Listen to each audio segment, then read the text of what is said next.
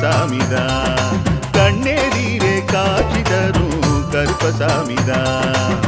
புளியரை நீங்க வாங்க சந்ததி தழைக்கும், புண்ணியத்தை வாங்கிட்டு போங்க நிம்மதி பிறக்கும். புளியரை நீங்க வாங்க சந்ததி தழைக்கும், புண்ணியத்தை வாங்கிட்டு போங்க நிம்மதி பிறக்கும். வெள்ளை குதிரை ஏறி வரும் கருப்பசாமிதான், வெற்றி மாலை சூடி வரும் கருப்பசாமிதான்.